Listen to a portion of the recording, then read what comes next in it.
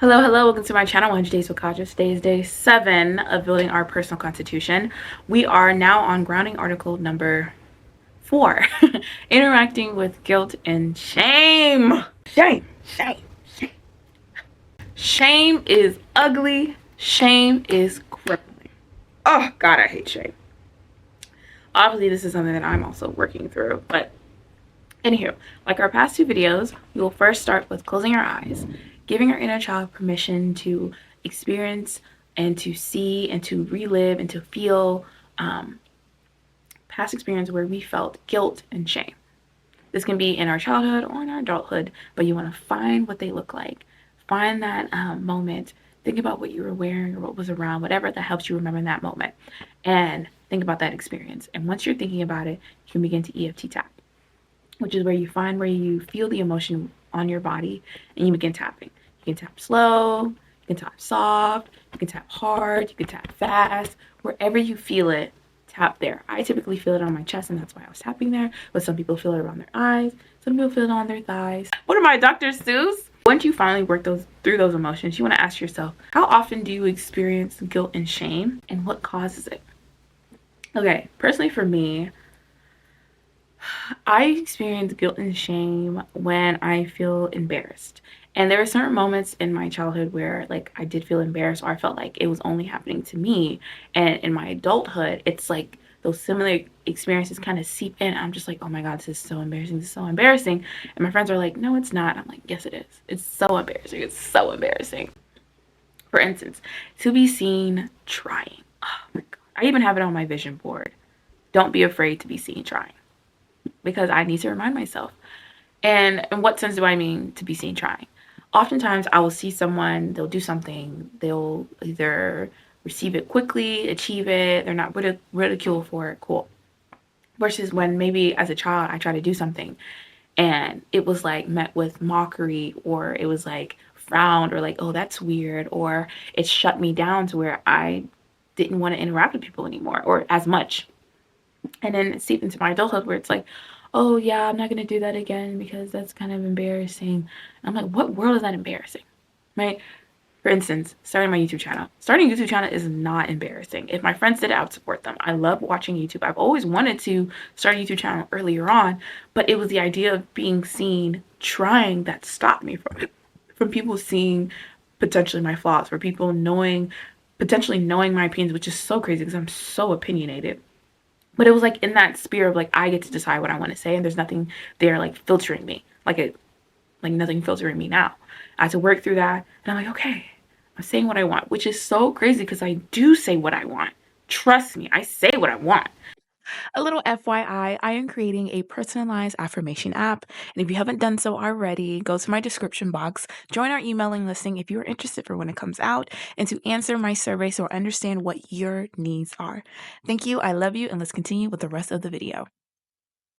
The next thing you want to ask yourself is, when you are experiencing guilt and shame, is it passing? Is it crippling? Do you put it on a pedestal? Do you idolize it?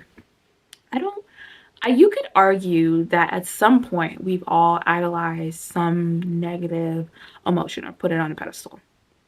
Regarding guilt and shame, I think there was a time where I wouldn't say idolize it, but perhaps I put it on a pedestal, and it stopped me from doing the things I want to do, or not putting in as much effort because I shamed myself out of like, well, you should have started earlier. Again, with my YouTube channel, putting in a lot of effort when you're 12 years old and you want to start a YouTube channel and nothing's perfect and your setup's weird and the camera's bad or whatever. Okay, you're a kid, it doesn't matter. But now at the age of 24, it's like, oh, you want to start a YouTube channel and your setup's not good and your camera's all funky. And I'm just like, oh my God, that's not shameful, and I shouldn't guilt myself out of not doing what I've always wanted to do. And again, if a friend did it, if someone else did it, I would support them and love them and know that it's not weird. But for me, it's like, get out of it, get out of it, get out of it. And now I'm in a space where I don't really care anymore. Like, I started this YouTube channel in late 2023, stopped after like a couple months, focused on a whole bunch of other things for a year, came back to it. I'm so glad that I did, and I'm in it to win it. The next thing you want to ask yourself is, in what ways do you punish and reward yourself for feeling guilt and shame. For instance, back to the YouTube channel. The way that I punished myself for feeling guilty about not starting my YouTube channel early was pushing it off even more, not putting effort into it, filtering myself, being scared to be put in the camera, having to get ready and spend an hour getting ready for the camera and not liking it, not taking the time to edit. Like that's punishing myself, is talking myself out of it and being those kids that perhaps made a mockery of me when I was younger, and now I'm her or them and mocking, oh my goodness, English, making a mockery of myself now and saying like, oh, look at you, you want to be a YouTuber, you don't even know what you're talking about, you don't even know what you want to do you even know what a niche is? First of all, put some makeup on, you look a mess. That's what it felt like. And I had to stop. I'm like, no, it's okay. It's never too late. I see women, men also, but mostly women who start their YouTube channels and they're like 60, 70 years old and they're thriving. They're just doing it because they love it. Would I shame them? No. And sometimes you really have to put yourself in someone else's shoe and be like, would you really shame someone else for that? No. So why are you shaming yourself for it? And it takes time to unpackage that and to build up courage and resistance to that shame. And that's why I first started in 2023. I did it even though there was times where I felt super uncomfortable. And now I'm able to write down a whole series, a plan of what I want to do and execute it and take the time to edit it. And I'm smiling when I'm doing it. It makes me happy.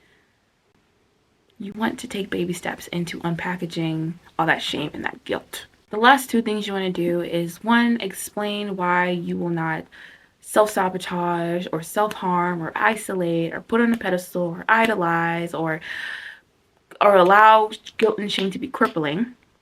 What are positive ways where you can interact with guilt and shame? For instance, for me, again, a part of what I do to combat guilt and shame is exposure therapy. Like I said before, I started my YouTube channel in 2023, even though I felt like I wasn't kind of ready, but I did it anyway and I forced myself to do it. To where now, easy peasy lemon squeezy, I can get in front of the camera and talk about anything that I want. But it took time to build up to it. Another thing that I do outside of exposure therapy is going on walks. Oh, a girl loves to walk. Talk myself through it while I'm walking, get some sunlight. Walking and being in nature truly, truly opens my mind and my heart to receiving and to allowing myself to be who I want to be. And if you're having trouble understanding what positive things you can do to combat guilt and shame, think about everything that you do to self-sabotage, to harm yourself, or to punish yourself for feeling it, and do the complete opposite, right? So let's say you feel guilty and shameful, and because of that, you binge eat potato chips, right? And you're like, oh my God. And you hate yourself for it afterwards. Like, eating potato chips isn't bad in itself, but you create a negative connotation with eating potato chips. Okay. How about instead of potato chips, you grab a celery, right? You just wash it. Don't even cut it. Just a whole thing of celery. Go outside for a walk. Eat it, right? Now your body's like, okay, this is weird. I thought we were supposed to punish ourselves with potato chips. And your mind's like, nope, we're not. Right? And as you're eating the celery, as you're walking, you're saying, I'm amazing. There's nothing to be guilty about. Whatever. Like, talk yourself through it. Let's say you're someone that self-isolate. Okay? Find friends. Find family. Find a community. Immediately go to someone and occupy your time with them. And when you're able to feel at a neutral state, you can come back and say, okay, it's okay. There's nothing to be shameful. Because I obviously don't want you guys to avoid those emotions. But say, okay, there's nothing to be guilty about. There's nothing to be ashamed about. And being around people makes you feel better. And sometimes maybe you need that friend to call and tell them about how you're feeling to be able to combat that. And of course, you don't want to put all your worth and your self-growth on another person. But if those are the baby steps you need to take in order for you to be able to do it yourself, take them on early on, know when to stop, and then practice more on self-soothing. Like the other grounding articles, you first want to, of course, ask your inner child permission to unlock and to unload all those guilt and shameful experiences that you had as a child, how it affects you now. You want to talk about why you self-harm or self-isolate or whatever negative thing you do to punish or reward yourself for feeling guilt and shame, and what ways you will combat against it. You want to write all this down, write anything that you feel is necessary. This can be as short or as long as you want it to be. Thank you for watching my video, and I'll see you guys next time.